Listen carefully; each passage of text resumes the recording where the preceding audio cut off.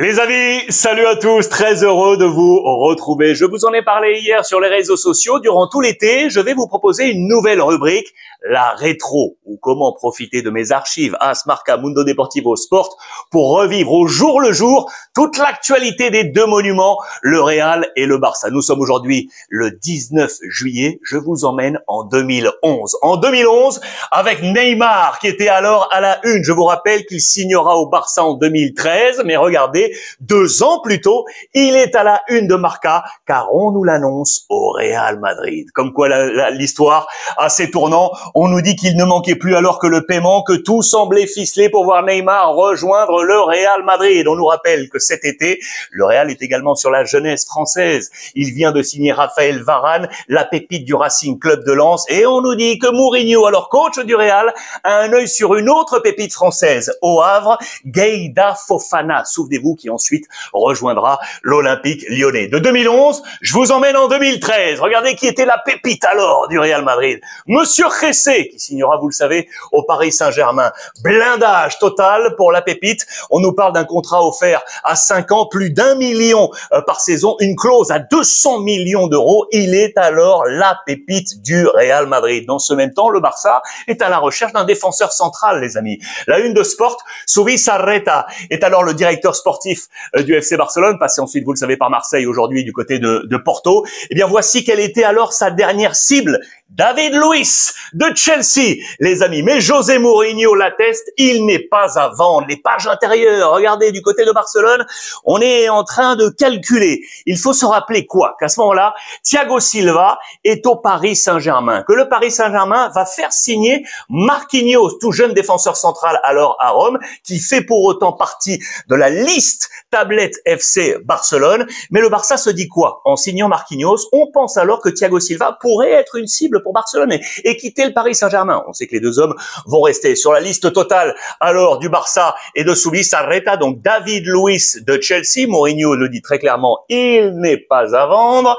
Et le troisième, Liverpool, Daniel Agüero. Regardez les conditions. Je vous emmène encore dans ce dossier. Zubizarreta adore à ce moment-là David Luiz. José Mourinho est très clair. Le Brésilien n'est pas à vendre. Chelsea n'a pas besoin de manne financière supplémentaire. On est tranquille à ce moment-là. Et puis regardez, Manchester United le voulait également à ce moment-là parce que la défense centrale est vieillissante avec Ferdinand, 34 ans, et Vidic à ce moment-là qui avait 31 ans. Le Barça le voulait. Je vous rappelle que le Barça avait un nouveau coach, Tito Vilanova. On salue sa mémoire, bien évidemment, disparue, vous vous en souvenez, en avril 2014. C'était l'actualité de 2013. 2014, justement, vous l'avez vu à la une, James, les amis, rejoignez le Real Madrid. Là, ce n'était pas encore fait le 19 juillet. Il était toujours sous les couleurs de l'AS Monaco. On était à 10 millions. Il y avait encore un ballottage. On hésitait entre le Real et l'AS Monaco. James finira par signer du côté du Real Madrid et de rejoindre à cet été le nouveau venu Toni Kroos.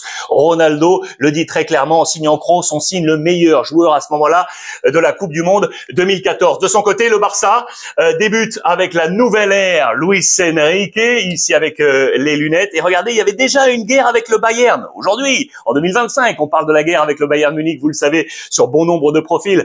Je pense notamment à Luis Diaz. Eh bien, Cuadrado était à ce moment-là au milieu des deux clubs. Il jouait à ce moment-là à la Fiorentina. Le Bayern Munich le voulait également absolument. Rummenigge avait d'ailleurs passé un petit coup de fil au président Della Valle de la Fiorentina pour essayer de le choper. Finalement, il ne bougera pas. Il ira à Chelsea, je vous le rappelle, en 2015. Le Barça qui avait également 2 autres hommes visés, sortis de la Coupe du Monde, de véritables talents, Daley Blind de l'Ajax Amsterdam et Jan Vertonghen que vous voyez ici de Tottenham. Ce même été, je vous rappelle qu'au Barça arrive une super vedette.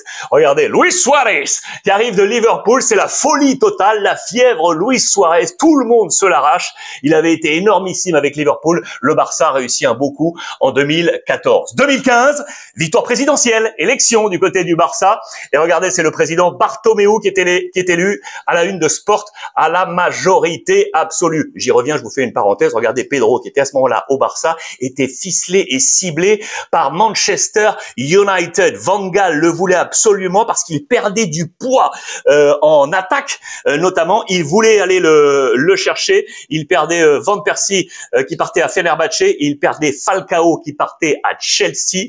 Il voulait aller chercher Pedro qui finalement ne rejoignera pas Manchester United et rejoignera Chelsea, les Blues également de Chelsea. Je reviens à Bartomeu, les amis, avec les résultats pour vous montrer les résultats de ces votes. Il battra, vous le voyez, Joan Laporta qui avait été élu pourtant en 2003 et il succède à Sandro Rosell.